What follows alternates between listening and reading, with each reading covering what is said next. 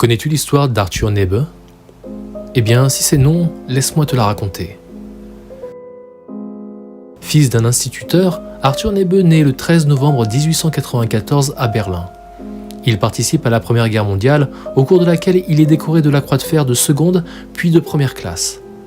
Son passé, à ce stade-là, n'est pas bien documenté. Mais en 1920, il entre dans la police de Berlin, au sein de laquelle il fonde, en 1932, un an après son entrée dans le NSDAP et la SS, le Cercle d'études national-socialistes de la police de Berlin. Nebbe est un excellent commissaire de police, respecté par ses subordonnés et sa hiérarchie. Nebbe est un nazi convaincu. Carriériste et sans scrupules, il est prêt à tout pour acquérir toujours plus de pouvoir. Antisémite et anti-bolchevique notoire, il sent que les nazis vont arriver au pouvoir et fait en sorte d'être au premier plan, sachant qu'il est néanmoins loin, comme d'autres dirigeants, à avoir le profil d'un parfait arien. Jouant de son influence, il fait en sorte d'agrandir les privilèges accordés aux nazis au sein de la police berlinoise. Il les laisse manifester. Il empêche certains de ses collègues d'entreprendre des enquêtes contre eux. Et enfin, les SA sont régulièrement appelés pour aider les forces de l'ordre afin d'organiser des opérations de représailles contre les milieux de gauche dans la capitale. En gros, il fait du lobbyisme pour le parti au sein de la police elle-même. Dès l'arrivée des nazis au pouvoir, son profil de policier membre du NSDAP le rend indispensable.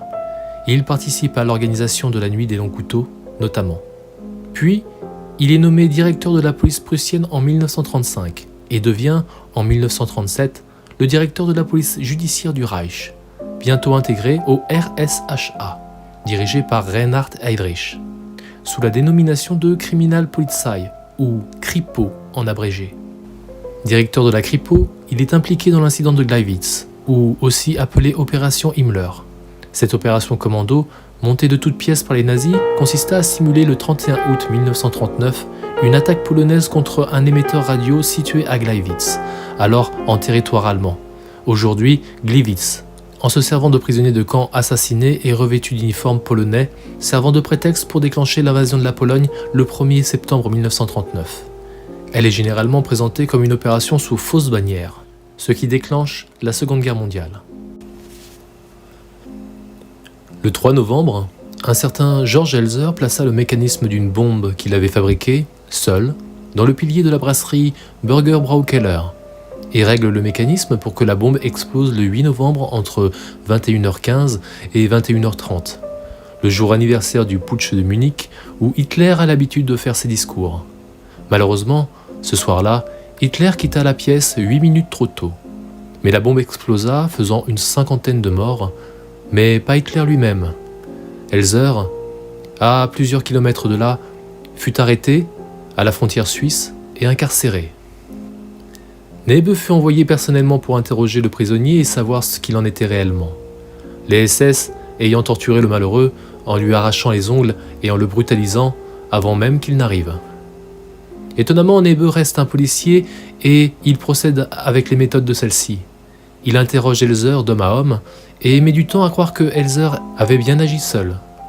Il fut incroyablement surpris par cet acte de courage vis-à-vis de cet homme qu'il méprisait, mais il a du respect pour le jeune homme. Le sort du pauvre Elzer est scellé, et après que les deux aient terminé leur entretien, c'est-à-dire au bout de quelques jours de souffrance pour le malheureux prisonnier, Elzer lui rétorqua qu'il finira par regretter qu'il n'ait pas réussi sa tâche. Cet épisode, plus qu'insolite, le marquera. Nebbe retourne à Berlin au sein de l'Institut technique de la police judiciaire, qui met au point la méthode d'extermination des malades mentaux par le gaz. Nebbe est directement impliqué dans le programme d'euthanasie, qui fait près de 70 000 victimes entre janvier 1940 et août 1941. L'opération fut arrêtée à cause des diverses manifestations de la population et de l'Église catholique, mais sera conférée néanmoins comme une réussite. D'après l'interrogatoire d'un de ses collaborateurs lors du procès de Stuttgart en 1967, Nebbe considérait les malades mentaux comme des animaux à forme humaine. Comptant parmi les principaux responsables de la SS et ayant fait ses preuves, il ne marque aucune réticence lorsqu'il est désigné par Heydrich premier commandant de l'Alsace Groupe B. L'Alsace Groupe B est destiné à la partie centrale du front, avec la Biélorussie. Il comptait 750 hommes, répartis pour une centaine d'entre eux au sein de l'état-major et d'un commando spécial Moscou, qui devait éliminer tous les dirigeants communistes sur place et surtout trouver Staline. Avec à sa tête le professeur Franz Six, colonel SS et titulaire d'une chaire à l'université de Berlin. Les 650 hommes restants se répartissaient dans les 2 Einsatzkommando 8 et 9 et les 2 Sonderkommando 7A et 7B. Les deux devant se répartir le territoire à part égale. Il lui est tenu de rendre des comptes des actions de ses subordonnés à Himmler lorsqu'il celui-ci lui rend visite à Minsk en 1941. En effet, à la suite de cette visite, il fait tester de sa propre initiative diverses méthodes de mise à mort sur des malades mentaux de Minsk au cours de la fin de l'été et de l'automne 1941. Employant des explosifs, envoyant du gaz d'échappement d'un camion dans une pièce hermétiquement fermée, il s'adjoint à cet effet un chimiste de la police criminelle, accompagné d'un expert en explosifs. Un de ses officiers décide d'enfermer une centaine de juifs dans une bâtisse en bois et d'utiliser les explosifs sans autorisation. Après l'explosion, il réalise que sur pratiquement 200 mètres autour de lui, des morceaux de corps humains sont accrochés ici et là, bref, absolument partout. Et que bras et jambes sont restés, pendus aux branches des arbres. Nebe, furieux, l'obligea, lui et ses hommes, à nettoyer le site. Toutes les manières possibles et imaginables furent employées, comme celle d'enterrer vivant l'intégralité d'un village, comptant majoritairement des juifs, dans une mine de cuivre non loin, en faisant sauter l'entrée. Nebe, comme Blobel pas loin, fait ensuite procéder à des essais d'assassinat par les gaz d'échappement. Ils sont sans effet avec un moteur de voiture, mais ceux d'un camion asphyxient rapidement les victimes. Cette méthode est ensuite généralisée avec des camions spécialement aménagés à cet effet. Sous les ordres de Nebe, l'Einsatzgruppe B massacre des dizaines de milliers de civils, essentiellement des juifs, hommes, femmes et enfants. Sur le terrain, Nebe et ses hommes sont sans pitié. Nebe est le principal cadre SS. À sa suite, Fegelein et sa division de cavalerie qui traque les juifs dans les marais, et von der Baar, qui justifie ces massacres de grande ampleur par l'assimilation qu'il propose entre les juifs et les partisans soviétiques. Il suggère une collaboration plus intense entre la police qu'il représente et la SS. Les premiers étant chargés des juifs, les seconds du maintien de l'ordre, donc de la lutte contre les partisans. Fin 1941, il retrouve son poste à Berlin. Là-bas, il joue un rôle important dans la modification de l'organigramme de la Kripo, le faisant passer de 6 à 4 départements en mars 1941, auquel s'ajoute, en décembre 1941, un département nouvellement créé, de la biologie criminelle.